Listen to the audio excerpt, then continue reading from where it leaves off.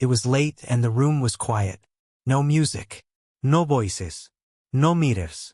Just a small table, a chair, and a notebook filled with crossed-out plans.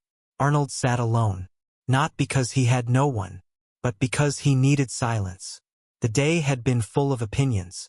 Advice he didn't ask for. Warnings he had heard before.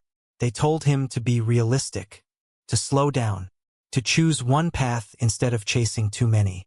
Bodybuilding was risky. Acting was uncertain. Politics was impossible. Arnold listened politely. Then he went home and closed the door. He stared at the notebook for a long time, not reading it, remembering. He remembered being a boy in Austria, lying awake at night, imagining a life far from the one he was given, wanting more without knowing how to explain it. Even now, years later, that feeling hadn't left. People often misunderstood it. They thought ambition was loud. They thought confidence needed to be proven daily. Arnold knew better. Real conviction doesn't argue. It waits. He picked up the pen and turned to a blank page. This page mattered more than any conversation that day. On it, he began to write. Not goals. Not dreams.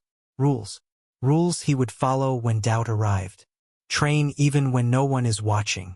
Prepare even when the result is unclear. Stay silent when others need approval. He paused, then added one more line. Never confuse comfort with progress.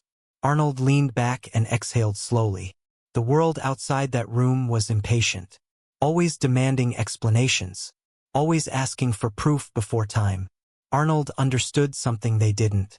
Some decisions only make sense years later. That night didn't change anything immediately. No announcement followed. No applause arrived. But something shifted. From that moment on, Arnold stopped measuring success by reaction. He measured it by alignment. Was he doing the work he believed in? Was he willing to be misunderstood long enough to find out? There were days afterward when doubt returned. Days when progress felt invisible. Days when the silence felt heavy instead of empowering. But he returned to the rules. Again and again. Years later, people would call him confident, fearless, certain.